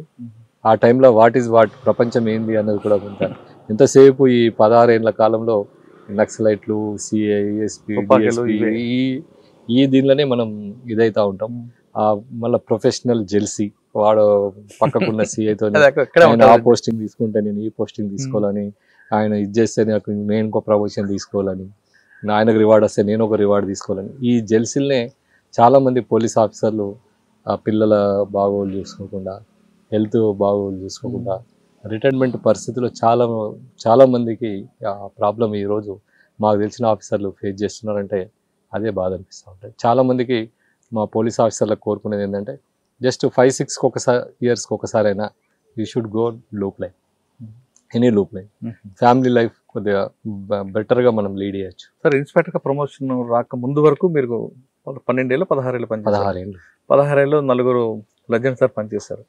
అందులో బాగా గుర్తుండిపోయిన ఒక కేసు చెప్పగలరా? ఎవరిది వాళ్ళే రోల్. ఇప్పుడు ప్రవీణ్ కుమార్ వచ్చింది ఒక రోల్, ఆయన ఒక మోడల్గా తీసుకొని ఆయన ఒక పని చేయడం జరిగింది. నళిన్ ప్రభాస్ సార్ ఒక మోడల్ తీసుకొని పనిచేయడం జరిగింది. ఉమేష్ చంద్ర సార్ ఒక మోడల్గా తీసుకొని పనిచేసింది. సురేంద్రబాబు సార్ ఒక మోడల్గా తీసుకొని, అంటే ఎవరి పీరియడ్ వాళ్ళది, ఎవరి సిచ్యువేషన్ వాళ్ళది. ఆ సిచ్యువేషన్కి అనుకూలంగా వాళ్ళు పనిచేసి వాళ్ళ పని అంతా కూడా మావోయిస్ట్ని ఎట్లా కర్వ్ చేయాలా, ఇక్కడ ఉన్నటువంటి ఇతర నక్సలైట్ గ్రూపులందరినీ కూడా ఎలా కర్వ్ చేయాలన్న ఉద్దేశంతోనే వాళ్ళు పనిచేయడం. కొంతమంది ఎన్కౌంటర్లే లక్ష్యంగా వెళ్ళారు, మరికొంతమంది సరెండర్ పాలసీ, మరికొంతమంది పాలసీ ప్రకారంగా. ఇప్పుడు ఆ సురేంద్రబాబు టైంలో ఆయన చేసిన పాలసీ ఏంది, only real exchange of fires, that is fake exchange of fires we do not want. ఆయన 80% ఆయన ఇచ్చేలే, 80% అట్లా చేసిన వాళ్ళని కూడా ఆయన ఊరుకోవాలి. తర్వాత రియల్ ఎక్స్చేంజ్ ఆఫ్ ఫైర్స్ రియల్గా ఇది చేయడం జరిగింది. నళిన్ ప్రభాత్ వచ్చిన తర్వాత కూడా అది పీక్ మూమెంట్, ఆ వైలెన్స్ కూడా అట్లనే ఉండేది. కౌంటర్ వాళ్ళు కూడా చాలా మందిని, పొలిటీషియన్స్ కానీ, పోలీసుని కానీ, తర్వాత మామూలు వ్యక్తులు, ఇన్ఫార్మర్లని కానీ చాలా వైలెన్స్గా పోయేది. కాబట్టి పోలీస్ కూడా ఆ టైంలో వైలెన్స్గా పోవాల్సి వచ్చింది. ఆఫ్టర్ 2000, 2001, 2004, 2003 ప్రాంతంలో ప్రవీణ్ కుమార్ వచ్చిన పీరియడ్లో ఏంటంటే ఉమేష్ చంద్ర సార్ కూడా జస్ట్ 6 months చేశాడు. సార్ది కూడా సేమ్ నళిన్ ప్రభాత్ 6 నెలలు పనిచేస్తారండి. అవును, 6 నెలలు పనిచేసిన ఆయన ట్రాన్స్ఫర్ అవగానే మొత్తం మీరందరూ కూడా అప్పుడు మా మీద కూడా కేసులు అయినాయి, మా స్పెషల్ పార్టీ మీద. 6 నెలలు అంత అభిమానం చాలా, అంటే ఆయన మోటివేషన్ అట్లుండేది. Is a legend police officer. ఆయన మోటివేషన్లో ఎవరు పనిచేసినా కూడా ఆయన కంటే ఎక్కువ ఇంతజంగా పనిచేస్తారు. అది ఆయన దగ్గర ఉన్న గొప్పతనం. అందుకే 6 నెలల్లో ఆయన ట్రాన్స్ఫర్ అవ్వగా మీ అందరూ చాలా కరీంనగర్ పోలీసులో ఒక తనదైన ముద్ర ఏర్పాటు చేయడం జరిగింది. కేసులు కూడా అప్పుడు చాలా మంది పోలీస్ ఆఫీసర్ల మీద కూడా మా మీద కూడా అప్పుడు ఎంక్వైరీస్ జరిగింది. ఓకే, తర్వాత ప్రవీణ్ కుమార్ గారు చెప్పండి. ప్రవీణ్ కుమార్ సార్ పీరియడ్లో ఏంటంటే, ఈ సార్ ఏంటంటే ఈ ఏరియా పుత్రుడు కాబట్టి ఆయన ఒక సామాజిక వర్గానికి ఒక ఈ ఏరియాలో ఉన్న ఆయన నెంబర్ ఇది కాబట్టి ఆయన ఇక్కడున్న సమాజాన్ని చాలా స్టడీ చేసి ఏం చేసినంటే, అంతకుముందు వరకు ఏముండదంటే ఒక దళంని మనం ఎన్కౌంటర్ చేసినా వాళ్ళు 10 రోజులలో ఇంకో 10 మంది కలిసి ఒక దళం ఫామ్ అయింది. తర్వాత ఏం చేసిందంటే సరెండర్ పాలసీ చాలా, అంతకుముందు ఎవరైనా సరెండర్ అయితే పోలీస్ చుట్టూ తిప్పుకొని వాళ్ళని మా పోలీస్ దగ్గరనే పెట్టుకొని బయటకు పంపించేది కాదు. సరెండర్ అయిన తర్వాత ఏం చేసినంటే సరెండర్ పాలసీ ప్రాపర్గా గవర్నమెంట్ తరఫు నుంచి వాళ్ళకు 2-3 లక్షలు ఇచ్చి, వాళ్ళకి జీవనోపాధి ఇచ్చి, వాళ్ళ మీద కేసులన్నీ కూడా ఎత్తివేసి వాళ్ళు వీళ్ళలో ఫ్రీగా ఉండేటట్టు చేయడం వల్ల చాలామంది బలవంతంగా దళంలో వేయనోళ్ళు, బలవంతంగా ఎట్లా అంటే అప్పటి వరకు దళంలో వేయటోళ్ళు ఎట్లుండేదంటే చాలామంది ఎవరు కూడా మనస్ఫూర్తిగా దళంలో వేయనోళ్ళు లేరు 2000 తర్వాత. అవునా? విషయం ఏంటంటే వాళ్ళని ఏదో చిన్న విలేజ్లో చిన్న గ్లడ్జెస్ ఉంటాయి, ఏదో పక్కోళ్ళతో గొడవ ఉంటుంది, భూమి పంచాయతీ ఏదో ఉంటుంది. ఆ సందర్భంగా దళం దగ్గరకు పోయితే దళం ఏం చేసేది, వాళ్ళ చుట్టూ తిప్పుకొని ఒక వైలెన్స్కి తీసుకుపోయేది. ఎవరినో కొట్టడానికో చంపడానికో ఈ పిల్లోడిని మెల్లగా వీడు ఆ తుపాకి పట్టుకుంటే మన ఊర్లో మనకు అందరు భయపడతారు అన్న దీంతో వాళ్ళు ఎంబడిపోతే ఆ వైలెన్స్ చేసే కాడ వీడిని ముందు పెట్టి అంటే ఊరోళ్ళు అందరూ చూస్తుండే పలానా విలేజ్ వాడు అన్నలలో తిరుగుతున్నాడు. అది మా దాకా వచ్చేది. మా దాకా వచ్చిన తర్వాత మేము వాని కొర తిరిగితే అప్పుడు వాడు దళంకు టచ్ అయ్యి అన్న ఆ దళం ఏం చెప్పేదంటే నువ్వు బయటకు వెళ్తే పోలీసు వాళ్ళు చంపేస్తారు, నువ్వు మా దగ్గరనే ఉండు గమ్ము అని. అట్లా సగం మంది దళంలో వాళ్ళే తిరిగారు. ఎప్పుడైతే ఈ సరెండర్ పాలసీ మేము పెట్టిన తర్వాత చాలామంది అట్లాంటి ఎవరైతే పోయినరో చిన్న చిన్న కారణాల వల్ల దళంలో పోయిన వాళ్ళంతా కూడా తుపాకులు అక్కడ వారేసి బయటకు రావడం. సార్ అదే టైంలో ప్రవీణ్ కుమార్ గారు ఎక్స్పీ టైంలో 43 మంది ఒకేసారి సరెండర్ అయ్యిండు. దాదాపు 300 మంది. జనశక్తి అయితే పూర్తిగా లేకుండా 43 మంది ఒకేసారి జనశక్తి మొత్తం ఆ దెబ్బతో జనశక్తి పూర్తిగా నామరూపాలు లేకుండా పోయింది. మావోయిస్టులో కూడా చాలా మట్టుకు రిక్రూట్మెంట్ తగ్గిపోయింది. ఈ లోపు కోవర్ట్ ఆపరేషన్ స్టార్ట్ అయింది. ఆ కోవర్ట్ ఆపరేషన్ తోను కూడా వాళ్ళు రిక్రూట్మెంట్ నమ్మలేకపోయాడు. అది ఎవడు ట్రూ పర్సన్ ఎవడి ఆ అపనమ్మకం ఒకటి, ఈ సరెండర్ పాలసీ ఒకటి, ఈ రెండుతోనే ఏమైందంటే కరీంనగర్లో 2004 వచ్చే వరకు ఆల్మోస్ట్ ఆల్ దళాలన్నీ కూడా వైండప్ అయిపోయినాయి. కానీ కొంతమంది పార్టీలోకి హోంగార్డులకి పంపించి దళ సభ్యుడిగా వాళ్ళ ఇన్ఫర్మేషన్ తీసుకొచ్చేవారు కదా. అప్పుడు కోవర్ట్ ఆపరేషన్స్ అప్పుడు ఇట్లాంటి వాళ్ళలో ఉన్నటువంటి కొంత వ్యక్తులు వాళ్ళ సిద్ధాంతం మీద విరక్తి చెంది వాళ్ళు ఉంటే దేశానికి నష్టం అన్న ఉద్దేశంతో కొంతమంది మా వైపు వచ్చేది వాస్తవం. వాళ్ళని ఖచ్చితంగా వాళ్ళు కూడా పిలిపించి సరెండర్ అయ్యి వాళ్ళకి హోంగార్డుల జాబ్ ఇవ్వడం కూడా చేయించేవారు కదా. తప్పకుండా చాలా మందికి మనం సరెండర్ పాలసీలో వాళ్ళకు జీవనోపాధి కల్పించడం మన ఇది. దానిలో కొంతమందిని హోంగార్డ్ కూడా చేయడం జరిగింది. సార్ 4 సంవత్సరాల్లో అయిపోయింది, 4 లెజెండ్స్ చూశారు. తర్వాత ఈ సీఏగా ప్రమోషన్ రాగానే ఏసీబీ నిజామాబాద్ ఏసీబీలో 5 years 2010 నుంచి 14 ఏసీబీలో మీకు బాగా గుర్తుండిపోయి డిఏ కేసు కానీ ఒక ట్రాప్ కేసు కానీ నేను ఏసీబీలో ఉన్నప్పుడు ఐ గాట్ 72 కేసెస్. డిఏ ట్రాప్లు 4 డిఏలు చేశాను. 70 వరకు ఇయర్లీ 20 కేసెస్ మినిమం చేశాను. సార్ ఏసీబీలో డిఏ కేసుల్లో కన్విక్షన్ రాదు, ట్రాప్ కేసులు కన్విక్షన్ వస్తుంది, ఎందుకంటారు? డిఏ కేసు అంటే డిస్ప్రపోర్షనేట్ అసెట్స్. ఇదంతా కూడా మనము రికార్డుగా చాలా మట్టుకు మనం అంతా కూడా ఎవ్రీథింగ్ ఏసీబీలో ఏంటంటే everything DA case on record ఉంది. ఆ రికార్డ్ ఏంటంటే గవర్నమెంట్ పర్మిషన్ తీసుకునే క్రమంలో చాలా మట్టుకు వాళ్ళు దాన్ని మళ్ళీ అదంతా కూడా మా అక్రమ సంపాదన కాదు, మా తాత ముత్తాతలు కానీ చాలా రకాలుగా క్లెయిమ్ చేసుకోవడం జరుగుతుంది. ఆ క్లెయిమ్తో కొంత డిఏ కేసులలో కొంత కన్విక్షన్ రేట్ తక్కువ ఉంటుంది. బాగా గుర్తుండిపోయింది చెప్పండి ఒకటి. ట్రాప్ ఏంటంటే చాలా మట్టుకు నేను రైతాంగం నుంచి పోయాను. మా నాన్న రైతు, తర్వాత ఒక విలేజ్ అట్మాస్ఫియర్తో మీద చాలా మట్టుకు ఎవరైనా రైతులను వేధిస్తే మాత్రం ఖచ్చితంగా ట్రాప్ చేసేది. అది రెవెన్యూ డిపార్ట్మెంట్ అయినా ఎలక్ట్రిసిటీ డిపార్ట్మెంట్ అయినా కాదు. అందులో మీ దీంట్లో 3 స్టోరీలు ఉంటాయి. ఒకటి fish corruption, 2 goat corruption, 3 buffalo corruption. Fish corruption కి మీరు కూడా ఎగ్జామ్షన్ ఇచ్చేవారా? లేదు చిన్న రైతుకి వేధించాడు కాబట్టి దీంట్లో ఏదైనా కూడా సమాజంలో ఎవరైతే ఏ సమాజం అయితే వెన్నెముక ఉంటుందో ఆ సమాజానికి ఎవరు కీడి చేసినా కూడా వాళ్ళు కొంతమంది ఫిష్ కరప్షన్ ఎగ్జామ్ ఇచ్చేవారు. అట్లేం ఉండదు, ఇన్బిల్ట్ అయింది కదా, అట్లేం ఉండదు. కానీ కాకపోతే అకార్డింగ్ టు సిచ్యువేషన్. మీకు బాగా గుర్తుండిపోయిన ఒక డిఏ ఒక ట్రాప్ కేసు చెప్పండి నిజామాబాద్. ఈ టైప్ కూడా క్రైమ్ ఇది చాలా ఒక పోలీస్ స్టేషన్ లో ఇట్లాంటి పోలీస్ స్టేషన్ ఐ థింక్ కామారెడ్డికి వెళ్ళి బాన్స్వాడ వెళ్ళే రూట్ లో ఉంటది, లింగంపల్లి. ఆ పోలీస్ స్టేషన్ లో ఎస్ఐని ట్రాప్ చేయడం జరిగింది. ఆ ఎస్ఐని ట్రాప్ చేసేటప్పుడు ఆ లంబాడి వేషాలు వేసుకొని ఆ పోలీస్ స్టేషన్ లో పోయి పంచాయతీ మేము కూడా పాల్గొని ఆ ఎస్ఐని పట్టుకున్నది నిజంగా కూడా గ్రేట్.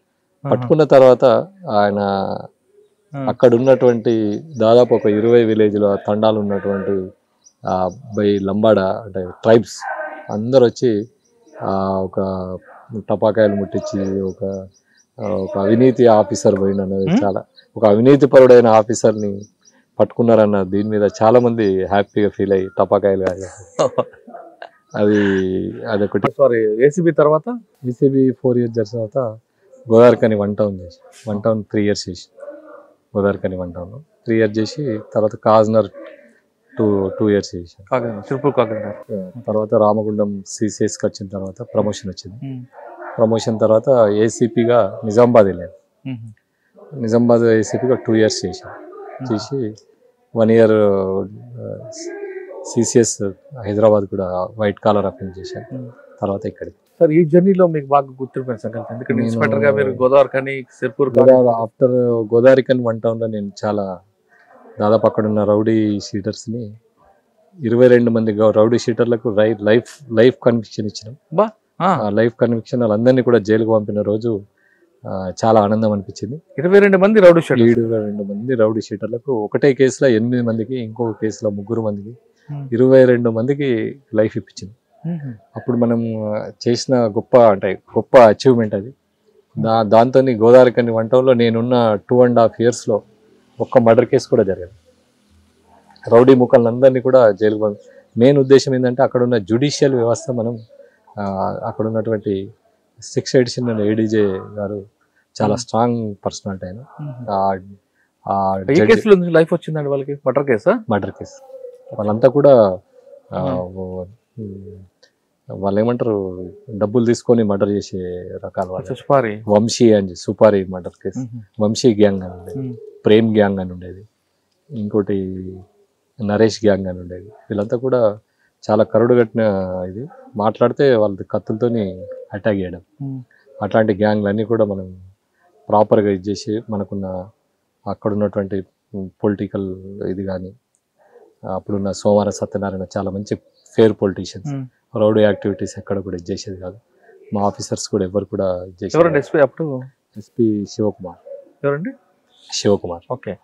తర్వాత అక్కడ వెంకట నరసాయి అని చెప్పి డీజే గారు సార్ కూడా చాలా పవర్ఫుల్ ఇది. అట్లా ఒక కోఆర్డినేషన్ తోని జ్యుడిషియల్ మేము కోఆర్డినేషన్ తోని ఒక టౌన్ ని కంట్రోల్ పెట్టే ఒక రోల్ మోడల్ అది.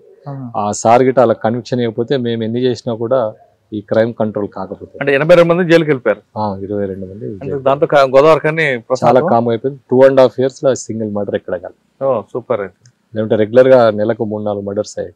సార్ గోదావరి తర్వాత కాగజ్నగర్ వెళ్ళాను. అక్కడే ఉందండి కాగజ్నగర్. నేను పోతూనే కమ్యూనల్ అక్కడ ఉంది. యాక్చువల్గా కమ్యూనల్ మాకు కొత్త, మా కన్నా ముందు ఇవన్నీ కూడా ఈ వాట్సాప్లు ఇవన్నీ వచ్చిన తర్వాత ఈ వాట్సాప్ గ్రూపులతోని ఒకరి దేవుణ్ణి ఒకరు తిట్టుకోవడం, ఒకరి హిందూ ముస్లిం హిందూ అని ఈ రకంగా వాళ్ళు కొంతమంది పిల్లలు ఇది చేసి అది కమ్యూనల్కు దారితీసి అక్కడ పెద్దగా ఒక వైలెన్స్ వచ్చింది.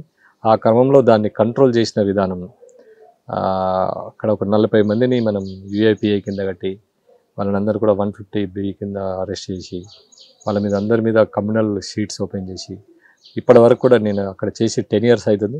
ఇప్పటి వరకు కూడా నో వైలెన్స్ యాడ్.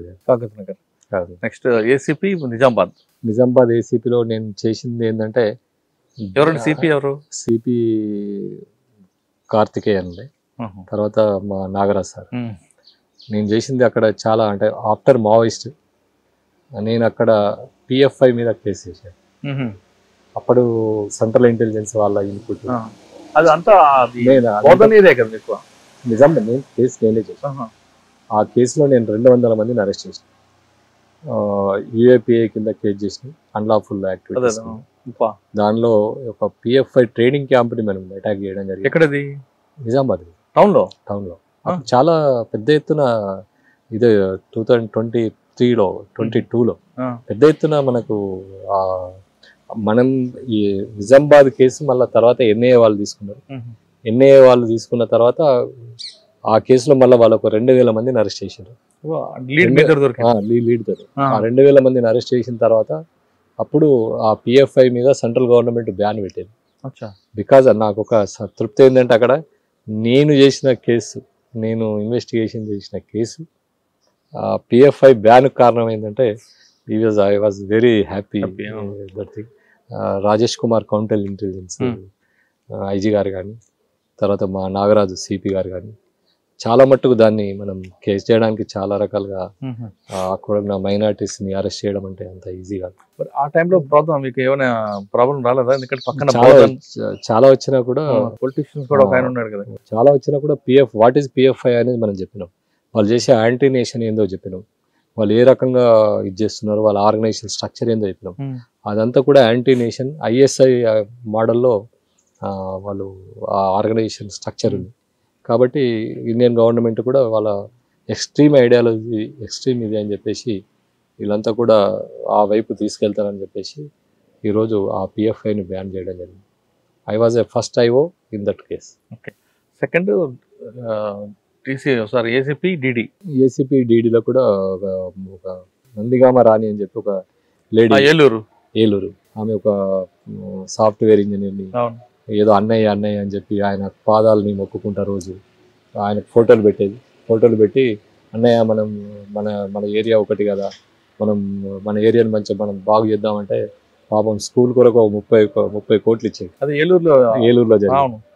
తర్వాత ఆ స్కూల్ గురించి అన్ని పెట్టుబడి పెట్టే క్రమంలో ఈమె సుమన్ టీవీకి ఇంటర్వ్యూ ఏమి ఇస్తుందంటే నేను ఇట్లా 0 నుంచి హీరో అయినా అదేమి ఇస్తే ఆమెతోని మోసపోయిన బాధితులంతా కూడా మళ్ళీ సుమన్ టీవీకి వచ్చి మా దగ్గరికి వచ్చి కంప్లైంట్ ఇవ్వడం జరిగింది.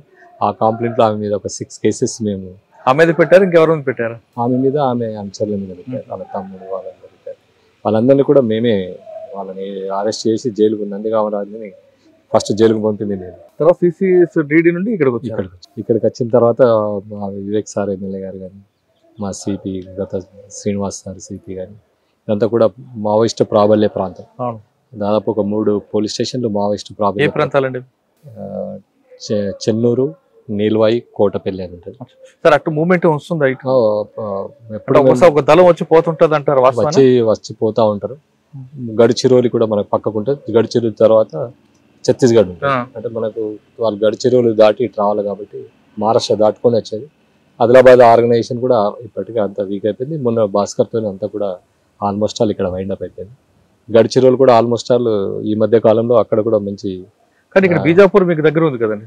బీజాపూర్ అంటే అక్కడికి వెళ్ళి కొంత కొరియర్ వ్యవస్థ ఉంది. వాళ్ళకి ఏమైనా సహకారాలు కావాలన్నా కూడా ఏదైనా చాలా మట్టుకు హాస్పిటల్ పరంగా కానీ డబ్బుల పరంగా కానీ వచ్చిపోతా ఉంది. లోకల్ గా ఉన్న కమ్యూనిస్ట్ నాయకులతో కలిసి వాళ్ళకి ఫండ్ ఇస్తూ వాళ్ళు మరొకసారి ఇటువైపు రావడానికి ప్రయత్నం చేస్తున్నారు. ఆ క్రమంలోనే సత్యగంగాధర్ రావు అని చెప్పి ఇక్కడ సెంట్రల్ కమిటీ మెంబర్స్ ఇక్కడ మన టేక్మట్ల విలేజ్ లో అరెస్ట్ చేయడం జరిగింది. వాళ్ళ మీద యూఐపిఏ కేసు ఇప్పుడు ఉంది. వాళ్ళంతా 80 years old. వాళ్ళని ఇక్కడ పెట్టి మెల్లగా ఆర్గనైజేషన్ మళ్ళీ రీఆర్గనైజ్ చేద్దామన్న ఆలోచనలో వచ్చిన క్రమంలో మనం ఇన్ఫర్మేషన్ ఉంటే పట్టుకోవడం జరిగింది. వాళ్ళు అరెస్ట్ చేసిండ్రు. ఇప్పుడు వాళ్ళు స్టిల్ యూఐపిఏ కేసులో అండర్ ట్రయల్లో ఉన్నారు. మావోయిస్ట్ చాలా ప్రయత్నాలు చేసింది కోల్బెల్ట్ లో ఇక్కడ ఇది కావడానికి, కానీ ప్రజలు అంగీకరించే స్థితిలో లేరు. ప్రజలు యాక్సెప్ట్ చేసే సిద్ధాంతం లేరు. వాళ్ళ విధానాలన్నీ కూడా ఇప్పుడున్న సమాజానికి ఏ రకంగా అడాప్ట్ కావడం లేదు. కాబట్టి మావోయిస్టులు ఇప్పటికైనా కూడా ప్రజా జీవితంలోకి వచ్చి బ్యాలెట్ బుల్లెట్ కాకుండా బ్యాలెట్తో కొట్లాడినట్టయితే ఖచ్చితంగా మీకున్న అంకిత భావానికి, మీకున్నటువంటి డెడికేషన్కి ఖచ్చితంగా మీరు సక్సెస్ అవుతారు. దయచేసి మావోయిస్టులు అందరికీ కూడా మేము కోరుతున్నాం, అంతా మా సోదరులే వాళ్ళు వచ్చి బ్యాలెట్ని చేసి మీరు కూడా మంచి నాయకులు కండి, మంత్రులు కండి, ప్రజా సేవ చేయడానికి మంచి అవకాశాలు ఉన్నాయి. దయచేసి పోలీస్ ఆఫీసర్గా మేము వాళ్ళకు కోరుకుంటాం. సార్ ఇక్కడ జైపూర్ పక్కన బార్డర్ మన మహారాష్ట్ర, ఇక్కడ నుండి కల్తీ ఎరువులు, కల్తీ విత్తనాలు వస్తుంటాయి. వాటి మీద మీ ఫోకస్ ఎలా ఉంటుంది? చాలా మట్టుకు ఈ మధ్యన గ్లైఫోసేట్ మందులు వాడతాను, గడ్డి మందులు ఎక్కువ వాడతాను. దానికి తట్టుకునే పత్తి జాతి ఒకటి BT3 పత్తిని ఈ ఏరియాలో చాలా మట్టుకు పెడుతున్నారు. గత సంవత్సరం నుంచి మేము వచ్చి నుంచి ఇప్పటి వరకు ఒక 15 కేసులు చేయడం జరిగింది. చాలా మట్టుకు కరుపు చేస్తూనే ఉన్నాం, కానీ రైతులు ముఖ్యంగా పెట్టడం బోల్గాడ్ 3 BT3 అంటారు. ఆ BT3 పెట్టడం వల్ల రైతుకు కొంత ఎకనామీగా కలిసేస్తుంది. గడ్డి కలుపు ఉండదు, మందు కొడితే గడ్డి వెళ్ళిపోతుంది. వేరే BT2 పెడితే ఈ మందు కొడితే పత్తి మొక్క కూడా చనిపోతుంది. ఆ కలుపు మొక్కలన్నీ కూడా మాన్యువల్గా ఏరాల్సి వస్తుంది. దానికి మనుషులు దొరకట్లేదు. తర్వాత దానికి ఎక్స్పెండిచర్ కూడా ఎక్కువ అవుతుంది, కాస్ట్ ఆఫ్ ప్రొడక్షన్. దాంతో రైతులు కొంత ఆ దశగా వాళ్ళని మోటివేట్ చేసి వాళ్ళందరినీ ఆ రకంగా చేయడం జరుగుతుంది. తర్వాత ఒక రకంగా కేసులు చేయడం జరుగుతుంది. ఈ పార్టీకి మేము వచ్చి నుంచి ఇప్పటి వరకు ఒక 40-50% తగ్గించగలిసి. సార్ ఇది ఆర్గనైజ్డ్ క్రైమ్ అంటారా, అది ఇండివిజువల్గా జరుగుతుంది అంటారా? ఆర్గనైజ్డ్ క్రైమ్ అని కాదు, కానీ రైతు ఒక బాధ ఇదంతా. యాక్చువల్ ఏంటంటే రైతే అది డూప్లికేట్ కదా మరి రైతు బాధ. అంటే గవర్నమెంట్ కొంత పెట్టుబడికి అనుకూలంగా రేటు ఉండాలి. 7,000 ఒక 20 సంవత్సరాల కింద 7,000 ఉంది పత్తి రేటు, ఇప్పుడు కూడా 7,000 ఉంది. ఇప్పుడు కాస్ట్ ఆఫ్ ప్రొడక్షన్ పెరిగిపోయింది. 10,000 గిట్టుబాటు ఉంటే ఇలాంటి నకిలీ ఎరువులు కానీ నకిలీ మందుల వైపు రైతులు వెళ్ళరని నేను నకిలీ విత్తనాల పట్ల నకిలీ ఎరువుల పట్ల గవర్నమెంట్ కూడా చాలా సీరియస్ గా యాక్ట్ చేస్తుంది. అవును. వాళ్ళ మీద పీటీ ప్రపోజల్స్ కూడా మేము త్వరలో మా ఇప్పుడు ఈ రోజు CP ప్రెస్ మీట్ ఏంటండి? ఈ రోజు పెట్టిన ప్రెస్ మీట్ గ్లైఫోసైట్ విత్తనాలు అమ్మే క్రమంలో ఒక వ్యక్తి దొరకడం జరిగింది. ఆయన పైన మనము ఇప్పటికి ఇది 3వసారి ఆయన మీద చట్టపరంగా ప్రాపర్గా చర్యలు తీసుకొని వాడిని రిమైండ్ చేయడం జరిగింది. 3సారి దొరికాడు కాబట్టి పీడీ యాక్ట్ పెడతారా? పీడీ యాక్ట్ పెట్టే అవకాశం కూడా it is legally fit, we will definitely follow. మా సిపి గారి గైడ్ లైన్స్లో ప్రాపర్గా మేము ఇక్కడ కర్బ్ చేస్తున్నాం. దాని మీద కర్బ్ చేయడానికి ఇలాంటి వ్యక్తుల మీద ఎలాంటి చట్టాలను ఉపయోగిస్తాం. కేసులు పెట్టడం, అరెస్ట్ చేయడం కాకుండా రైతులకి మీ ద్వారా ఇచ్చే మెసేజ్ ఏంటి? రైతులకు ఒకటే చెప్తున్నాం, BT3 అనేది కల్తీ విత్తనాలు అనేటివి రైతుకి చాలా హానికరం. ముఖ్యంగా రైతు బీమా వచ్చింది. మీరు గవర్నమెంట్ సర్టిఫైడ్ చేసిన విత్తనాలు వాడితేనే మీకు బీమా వచ్చే అవకాశం ఉంది. కాబట్టి రైతు బీమాని ఉపయోగించుకోండి, మీకున్న నష్టాన్ని కానీ దీన్ని కానీ నివారించుకోండి. అంతేగాని మీరు ఈ నకిలీ విత్తనాల వైపు వెళ్తే మీ పంట నష్టం జరిగినట్టయితే ఎలాంటి బీమా సౌకర్యం ఉండదు. మోరోవర్ మీకు పత్తి దిగుబడి కూడా తగ్గుతుంది, చాలా రకాలుగా దిగుబడి కూడా తగ్గే అవకాశం ఉంటుంది. కాబట్టి దయచేసి వ్యవసాయ అధికారులు సూచించిన, గవర్నమెంట్ సూచించిన తర్వాత సర్టిఫైడ్గా ఉన్నటువంటి విత్తనాలని వాడమని అధికారులను రైతుల సోదరులకు కోరుచు. సార్, మీరు ఫైనల్గా వస్తున్నట్టు 95లో మీరు డిపార్ట్మెంట్కి వచ్చినప్పటికీ ప్రజలకి పోలీసుల మధ్యన ఒక అనుబంధం, ఒక భయం, లేదా భయంతో కూడా గౌరవం ఇదంతా చూస్తుంటారు. కానీ ఇప్పుడు అది పెరిగిందా తగ్గిందా ప్రజలకి పోలీసుల మధ్య? ఎగ్జాక్ట్లీ మీరు అడిగిన క్వశ్చన్. అప్పుడు మేము వచ్చిన కొత్తలో కూడా చాలా మట్టుకు ఈ వార్ సిచ్యువేషన్లో మేము ఎంట్రీ కావడం జరిగింది. మేము యూనిఫామ్ వేసుకోలేని పరిస్థితి. అప్పుడు మేము కూడా ఎక్కడైనా పోవాలనుకుంటే మా ఐడెంటిఫికేషన్ దాక్కొని పోవాల్సిన పరిస్థితి. లైక్ ఎప్పుడైనా విలేజ్కి వెళ్ళాలంటే ఒక ఆర్టీసీ బస్సులో ఒక 50 మందితో పాటు మేము కూడా కలిసి మఫ్టీలో వెళ్ళాల్సిన పరిస్థితులు ఉండేవి. ఆ టైంలో సహజంగా ఆ వార్ సిచ్యువేషన్లో ప్రజలు కొద్దిగా భయపడేది వాస్తవం. ప్రేమతోని కూడా తర్వాత మేము ప్రజల వద్దకు కొన్ని కార్యక్రమాలు తీసుకుపోవడం, ప్రజలతోనే అనుబంధంగా ఉండడం, మమేకం కావడం, ప్రతి సమస్యని మేము ప్రజల సమస్యని టేకప్ చేయడం, వాళ్ళని ఎడ్యుకేట్ చేయడం, ఇదంతా చేసిన తర్వాత ప్రజలు మా పట్ల చాలా సోదర భావంతో, మిత్రత్వంతో చాలా మట్టుకు మాకు వచ్చిన అప్పుడు మావోయిస్టుకు వ్యతిరేకంగా వచ్చిన ఇన్ఫర్మేషన్లు అన్నీ కూడా మా పోలీస్ వాళ్ళ యొక్క మాకున్న ప్రజల యొక్క సంబంధాలతోనే ఎక్కువ ఇన్ఫర్మేషన్ వచ్చేది. అలాంటి ఆఫీసర్లే సక్సెస్ అయ్యేటి కూడా. తర్వాత ఇప్పుడున్న పరిస్థితికి వచ్చేసరికి ఇప్పుడున్నటువంటి ఈ సోషల్ మీడియా యుగంలో, ఈ ఫాస్ట్ టెక్నాలజీ యుగంలో ఇదంతా కూడా మనం ట్రాన్స్పరెన్సీ అనేది చాలా పెరిగిపోయింది. ఆ ట్రాన్స్పరెన్సీలో భాగంగా మనం కూడా ఏదైనా కూడా కలిసిమెలిసి పనిచేసినట్టయితేనే ప్రజలకు ఒక సర్వీస్ చేయగలుగుతామని చెప్పి నా అభిప్రాయం. ఫైనల్గా ఈ డిపార్ట్మెంట్లోకి వచ్చే వాళ్ళకి మీరు ఇచ్చే మెసేజ్ ఏంటంటే, అంటే మీ ఇలాంటి వాళ్ళు అప్పుడు ఛాన్స్ అనుకున్నారు కానీ ఛాయిస్కి వచ్చారు. తర్వాత కొంతమంది ఛాయిస్గా వస్తారు, కొంతమంది ఛాన్స్లో వచ్చి పనిచేస్తారు. కానీ ఛాన్స్లో వచ్చిన తర్వాత కూడా డిపార్ట్మెంట్లోకి వచ్చేదాకా వాళ్ళు ఒక డెడికేట్గా పనిచేసే వాళ్ళు చూస్తుంటారు. మీ బ్యాచ్మెంట్స్ అవ్వచ్చు, మీ జూనియర్స్ అవ్వచ్చు. కానీ ఇప్పుడు సర్వీస్ మోటో కన్నా కమర్షియల్ మోటోకి ఎక్కువ వస్తున్నారు. అంటే అందరూ ఉండకపోవచ్చు, 10% 20% ఉంటే ఉండదు. పోలీస్ డిపార్ట్మెంట్లోకి కమర్షియల్గా రమ్మంటారా, సర్వీస్ మోటివ్తోనే రావాల్సింది. It is a service, humbly service. అంటే మనం ఎవరో అంటే వేరే వాళ్ళకి ఇంత అవకాశం ఉండదు. మన యూనిఫామ్తో ఎక్కడికి వెళ్ళినా కూడా మనకు ఒక గౌరవము, ఒక ఇది వస్తుంది. దాంతో మనం ఒక బస్ స్టాండ్లో నిల్చున్నా కూడా మన చుట్టూ ఒక దొంగతనం, ఏ పిక్ పాకెట్ కూడా అంత సాహసం చేయడం. తర్వాత మనం చాలా మందికి చాలా రకాల సర్వీస్ చేసే అవకాశం, లైక్ భార్యాభర్తల కౌన్సిలింగ్ కానీ, రోడ్డు మీద వెళ్ళే ట్రాఫిక్ నిబంధనలు కానీ, ఇవన్నీ కూడా మనం చేయడం వల్ల చాలా మట్టుకు రోడ్ యాక్సిడెంట్ తగ్గిస్తాం. భార్యాభర్తలు ఇది చేసి మనం కౌన్సిలింగ్ చేసి చాలామందికి విడాకులు కాకుండా చూస్తాం. చాలామందికి మనం అన్యాయానికి గురి కాకుండా చూస్తాం. ఒక కబ్జాదారుల నుంచి వాళ్ళను కాపాడుతాం. ఇట్లా చాలా రకాలైనటువంటి మనం సర్వీసు ఏ రకంగా మనం ఒక్క హెల్ప్ చేసినా కూడా జీవితంలో వాళ్ళు మనని మర్చిపోకుండా చూసుకుంటారు. ఈ వేరే ప్రొఫెషన్కి ఇలాంటి అవకాశం ఉండదు. మనం కానిస్టేబుల్ దీనిలో కానీ హోమ్ గార్డ్ కూడా ఒక్కొక్కసారి కొన్ని విలేజ్లలో చాలా మంచి పేరు ఉంటుంది. కారణం ఏంటంటే ప్రతి దాన్ని కూడా ఆయన వాళ్ళకి గైడ్ చేస్తూ ఉంటాడు, చెప్తా ఉంటాడు. వాళ్ళ మాట సాయం అనేది పోలీసుల చేత సాయం కంటే మాట సాయం ఇంకా చాలా బాగా చేయొచ్చు. కాబట్టి అందరికి సోదరులకు కోరేది ఏంటంటే, you join police, serve the society. అన్యాయం ఎక్కడ జరిగిందో ఆ బాధితుల పక్షాన్ని నిలబడాలంటే పోలీసు ఒక్కరే అంటున్నారు వెంకటేశ్వర గారు. ఆ సమయంలో వాళ్ళకి చేసిన సహాయం, మాట సహాయం ఎంతో మేలుంటుంది. మీరు చేత సహాయం కన్నా మాట సహాయం చేస్తే వాళ్ళ జీవితాంతం మేము గుర్తుపెట్టుకుంటారని చెప్తున్నారు. ఈ అవకాశం ఏ డిపార్ట్మెంట్లో రాదు, కేవలం పోలీస్ డిపార్ట్మెంట్లో మాత్రం ఉంటుంది అంటారు. ఇక్కడికి వచ్చిన తర్వాత కేవలం సర్వీస్ మోటోలో అండి, కమర్షియల్ మోటోలో రావాలంటే ఈ డిపార్ట్మెంట్ కాదు, వేరే డిపార్ట్మెంట్ ఉంది. సర్వీస్ మోటోలో వచ్చిన వాళ్ళు మాత్రం ఈ డిపార్ట్మెంట్ ది బెస్ట్ ప్లాట్ఫామ్ అంటున్నారు వెంకటేశ్వర గారు. ఇది వెంకటేశ్వర గారితో ఎక్స్క్లూజివ్ ఇంటర్వ్యూ. వచ్చే వారం బరోకేస్తాం, మళ్ళీ కలుద్దాం. అంతవరకు నమస్తే, థ్యాంక్ యూ. నమస్కారం.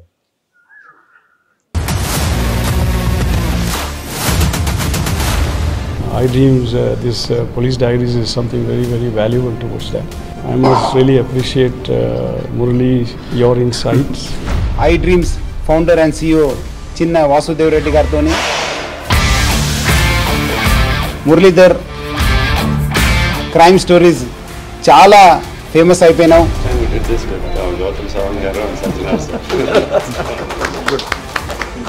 Well done.